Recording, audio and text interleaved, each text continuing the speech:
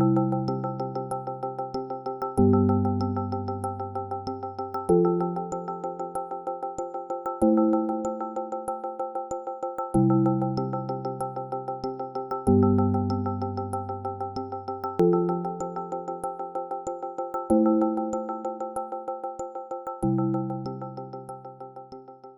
I want to transition now and talk about the spiritual components of addiction. When we talk about the spiritual components of addiction, I think we're going to find that we are more similar to the addict than we are different. And I think this is a very important place to come to for all of us. I think that's one of the reasons that me going to the jail. So I had one guy named Josh one time. He came to sober recovery in the jail for the first time. And I shook his hand, he sat down. And before sober recovery starts, he says to me, so how old are you? I said, well, I'm 35. He's like, well, you don't know anything about addiction, right? I said, well, now what makes you think that? He's like, well, you just don't look like an addict. I didn't have tattoos and whatnot. And I, so I kind of expected that going into the jail, that these guys would say, what the heck do you know about addiction? But I said, well, Josh, I would encourage you to kind of hold back, because I may know more about it than you do. In fact, I had to have a pretty intense intervention on a family member recently, and so I kind of understand a little bit about it. He said, well, okay. But anyways, I think that I'm able to connect with the guys in the jail because I can see a part of myself in all of them. And I hope that what comes through as I communicate with them is not, here guys, listen up while I tell you everything that you need to know. But hey, I'm here that we might struggle together to be free from our addictions. And so as we talk about the spiritual components of addiction, I think we're going to find that it levels us. And I think that's a necessary thing. Okay, so what I'm going to do is I'm going to read a passage from the book of John, chapter 4, and then we're going to talk about it. John chapter 4, starting in verse 1, says this. Going the wrong way. The Pharisees heard that Jesus was gaining and baptizing more disciples than John, although in fact it was not Jesus who baptized, but his disciples. And when the Lord learned of this, he left Judea and went back once more to Galilee. Now, he had to go through Samaria, so he came to a town in Samaria called Sychar, near the plot of ground Jacob had given to his son Joseph. Jacob's well was there, and Jesus, tired as he was from the journey, sat down by the well. It was about the 6th hour. When a Samaritan woman came to draw water, Jesus said to her, will you give me a drink? His disciples had gone into the town to buy food. And the Samaritan woman said to him, you're a Jew, and I'm a Samaritan woman. How can you ask me for a drink? For Jews don't associate with Samaritans. And Jesus answered, if you knew the gift of God and who it is that asks you for a drink, you would have asked him, and he would have given you living water. Sir, the woman said, you have nothing to draw with, and the well is deep. Where can you get this living water? Are you greater than our father Jacob, who gave us the well and drank from it himself, as did also his sons and his flocks and his herds? And Jesus answered, everyone who drinks this water will be thirsty again. But whoever drinks the water I give him will never thirst. Indeed, the water I give him will become in him a spring of water welling up to eternal life. The woman said to him, Sir, give me this water so that I won't get thirsty and have to keep coming here to draw water. He told her, okay, go call your husband and come back. I have no husband, she replied. And Jesus said to her, well, you're right. When you say you have no husband, the fact is you've had 5 husbands, and the man you are now with is not your husband. What you've just said is quite true. Sir, the woman said, I can see that you're a prophet. Our fathers worshipped on this mountain, but you Jews claim that the place where we must worship is in Jerusalem. Jesus declared, believe me, woman, a time is coming when you will worship the Father neither on this mountain nor in Jerusalem. You Samaritans worship what you do not know. We worship what we do know, for salvation is from the Jews. Yet a time is coming, and now has come, when the true worshipers will worship the Father in spirit and truth, for they are the kind of worshipers the Father seeks. God is spirit, and his worshipers must worship in spirit and in truth. The woman said, I know that Messiah, called the Christ is coming. When he comes, he will explain everything to us. And then Jesus declared, I who speak to you am he. Okay, so we see 5 things in this passage that really speak to addiction. Number 1, we see the consequence of addiction. We see the process of addiction. We see the deceitfulness of addiction. We see the hope of freedom from addiction. And lastly, we see the answer to addiction. Okay, so let's talk about those 5 things. Number 1, the consequence of addiction. Did you notice what time this woman came to the well on this particular day? It was the 6th hour, which in those times would have been noontime. And all commentators agree that noontime would have been a very odd time for a woman to gather water because, first of all, it was the heat of the day. And so when we read about women going to wells in the Bible to draw water, they're either doing it early in the morning or they're doing it in the evening time. But only this woman in the Bible goes at noon. But the really interesting thing to notice is who she came to the well with. Nobody. Okay, so when we read of women going to wells in the Bible, they are also always with other women or other people. They're never alone. And so this woman has come to draw water at a very odd time in a very odd way. Why? Well, because the shame of her addiction has driven her into a life of isolation, and she's trying to avoid people. Her shame is so deep, in fact, that she is even willing to risk being raped or mugged rather than show her face in the town among the people that she knows. She probably said to herself, in fact, before she left, knowing a little bit about the addicted mind, well, I probably deserve to be raped or mugged anyway for the person I've become. Maybe someone will kill me along the way and take away all my misery. When we're at a place of deep shame in our lives, suicide becomes very real, a very distinct possibility.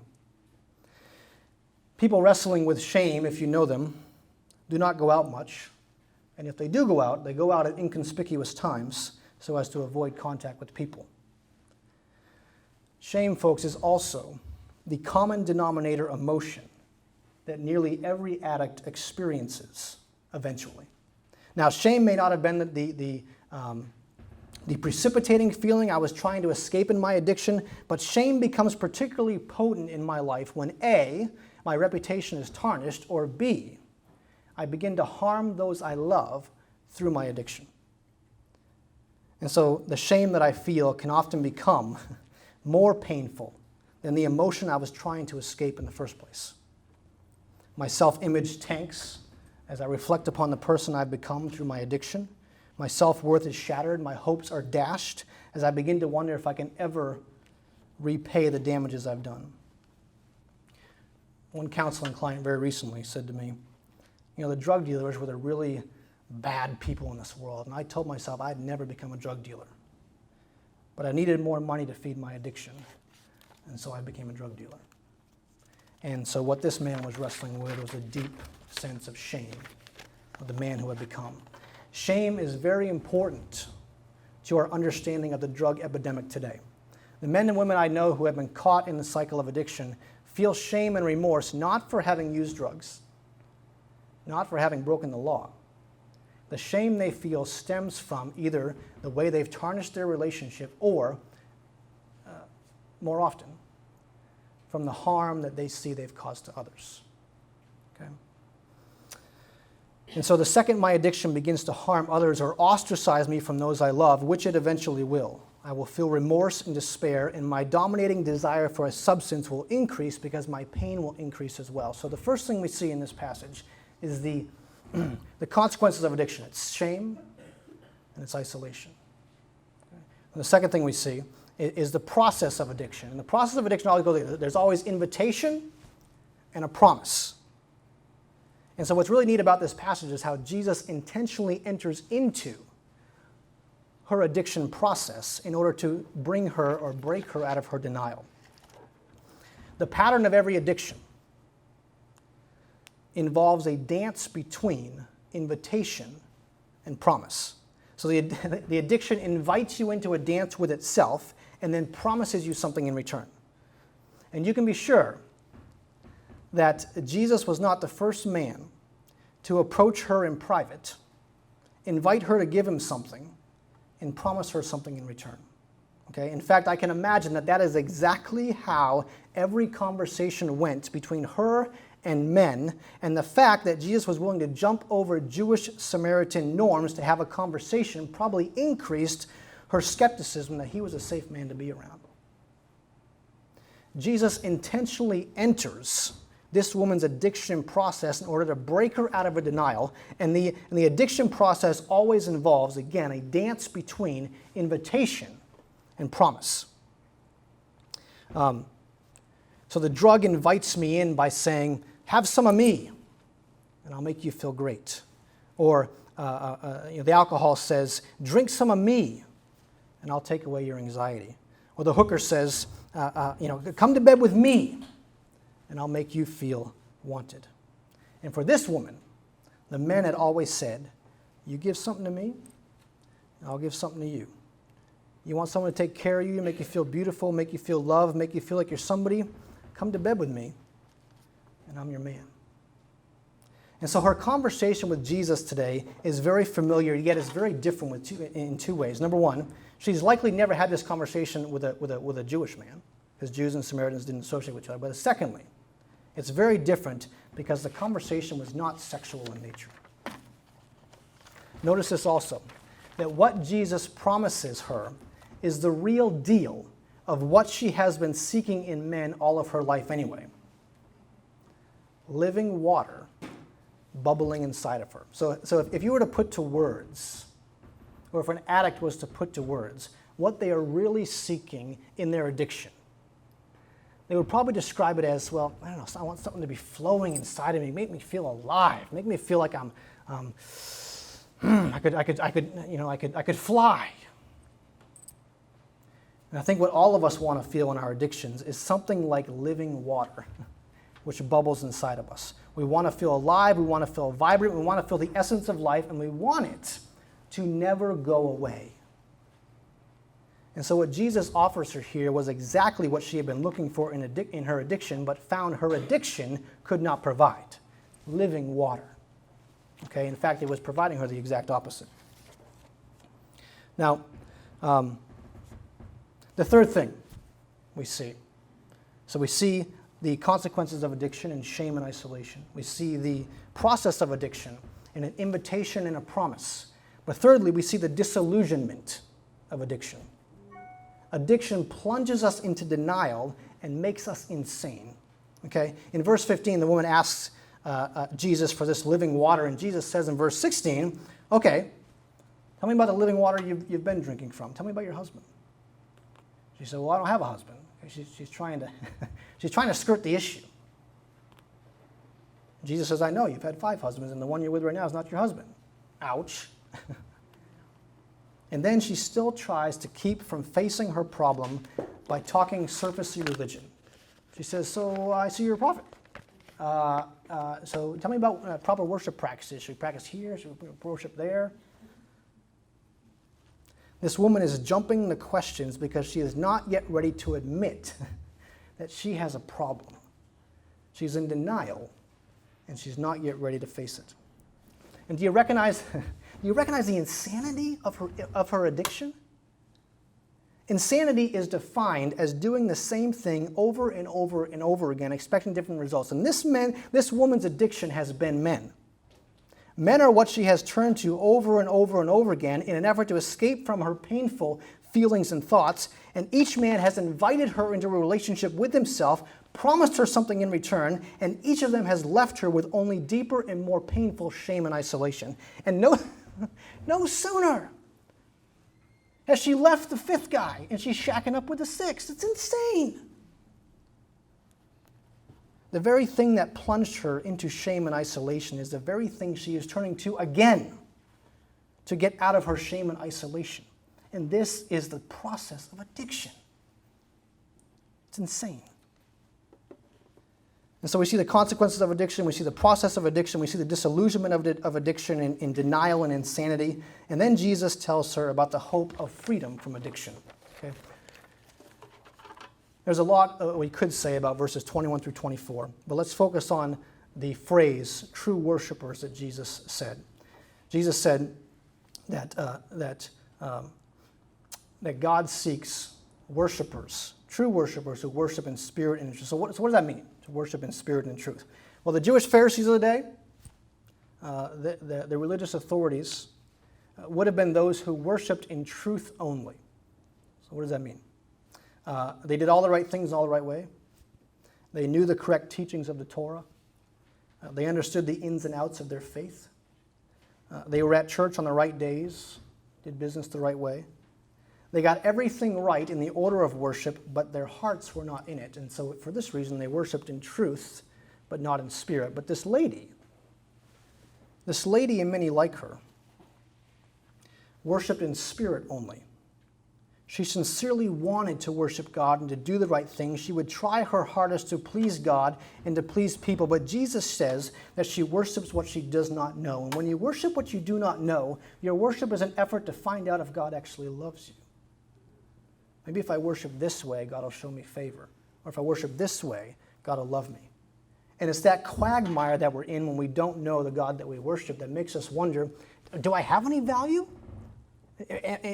Am I loved? Am I beautiful? And it's that doubt, it's that fear, it's that sense that I am not who I think I am or who I actually want to be that drives me back into my addiction. Because I want something more secure that can promise me those things. Like a man who's very tangible here and now. He tells me he loves me. She was a person who worshiped in spirit only. And so what Jesus says is that God seeks those who will worship him in spirit and in truth. And so the hope of freedom from addiction is a life in which I am able to worship God from my heart, and at the same time worship God in truth, and that my life matches what I say I believe. And so if you're a religious man and an addict, he always feels like a hypocrite because he feels like he's living a dichotomous life by really wanting but not being able to. And so what Jesus gives her a picture of is the hope of a unified life in which I worship in spirit and I'm finally released to worship in truth as well. And then lastly, we're going to close with this. We see the answer for addiction. Notice the woman's response to Jesus' statement that he's the Messiah. She leaves the water jar by the well and runs back to the town, to the very town she came to the well to get away from.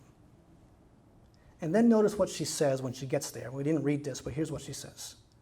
And the woman left her jar, went back to the city, and she said to the people, "Come and see a man who told me everything I'd ever done. Can he be the Messiah?" Notice she didn't say, "Come and see a man who promised me living water." Why? Because that's what every guy had been promising her. They may use those same terminology, but that's what she wanted, and that's what they promised her if she would give herself to them. Instead, she says, "Come and see a man who told me everything I ever did. Could he be the Messiah?" What does that mean? In other words, because this lady has reason to believe that this Jesus might actually be the Messiah, she is filled with the hope that maybe, just maybe, this guy can actually deliver on the promise of living water as none of my other guys have been able to do. And so she runs back to the town in the hope that if he truly is the Messiah, he can deliver on his promise. And so, folks, I think what we want from our addiction is just that. We want living water. And so here's where we relate to them very much, okay? I think all of us are looking for something to fill us and make us feel complete, to make us feel whole again, to make us feel in control and put together. And in the Bible, when someone turns to something other than God for their sense of worth or for their sense of purpose or for their identity or for their comfort, that thing that they turn to is called an idol, okay? And so David Foster Wallace was a novelist and a short story writer. He's also a college professor. And so he gave a commencement speech in 2005 to Kenyon College. And here's part of what he said. He said, "This, I submit, is the freedom of a real education, of learning how to be well adjusted. You get to consciously decide what has meaning and what doesn't. You get to decide what to worship, because here's something else that's weird but true. In the day-to-day trenches of adult life, there is actually no such thing as atheism. There is no such thing as not worshiping. Everybody worships. This guy is not a religious man, by the way. The only choice we get, he says, is what to worship. And the compelling reason for maybe choosing some sort of God or spiritual type thing to worship, be it JC or Allah or Yahweh or the Wiccan Mother Goddess or the Four Noble Truths or some inviolable set of ethical principles, is that pretty much anything else you worship will eat you alive. He says if you worship money and things, if they are where you tap real meaning in life, then you'll never have enough. Never feel like you have enough. It's the truth. Worship your body and beauty and sexual allure, and you'll always feel ugly. And when time and age start showing, you will die a million deaths before they finally grieve you. Worship power. You'll end up feeling weak and afraid, and you will need ever more power over others to numb you to your own fear. Worship your intellect, being seen as smart, and you'll end up feeling stupid, a fraud, always on the verge of being found out. And we could place in there worship drugs, and it fits. The Bible says that if what you worship is something other than God himself, it will break its promise to you. It will eat you alive, and it will lead you to fetch dangerous water all by yourself. This woman returned to her town with hope because she thought that if Jesus truly is the Messiah, then he can actually come through on the promise of living water, which is what I've been after all my life anyway. And so the water which Jesus offers to give this woman, will be living for two reasons, real quick. It'll be living because, number one, it will quench her thirst for meaning and purpose and love. She will never thirst again, for she will find in Jesus the lover of all lovers, the lover of her soul, no longer worshiping something she does not know. But secondly, it will be living because it will do something about the shame-filled hole which has eaten away at her insides. And so when Jesus goes to die on the cross, not long after this incident, he will cry out at one point while on the cross, "I thirst." And when he said that, he was not just talking about his physical thirst, he was also talking about his spiritual thirst, because on the cross, Jesus took on himself the shame and guilt of a world given to idols and willingly suffered the rejection of the only source of living water in the entire universe. The Bible says that Jesus became sin for us in order that we might become the righteousness of God and never thirst again. Jesus thirsted the worst so that we might drink the best. On the cross, Jesus suffered the worst thing, both physically and spiritually, in order that we might never thirst again. And so where's the answer? Where's the answer to the shame-filled hole that I feel if I've, for many, many years, tarnished my reputation, hurt those I loved? Well, it's in this, that the more I become aware of the depth of love which Christ has for me, even in the insanity of my addiction, he invited her into a relationship with himself and promised her living water, even while she was still in her denial. The more I become aware of the depth of love which Christ has for me, even in my insanity, the more my shame is swallowed up in his love, and the dichotomy of my life is replaced with a singular gratefulness which floods my soul each new day. And so the delightfulness of my former addictions no longer have the same luster, because I have now found something that truly does satisfy the longings of my heart, and I don't need that garbage anymore.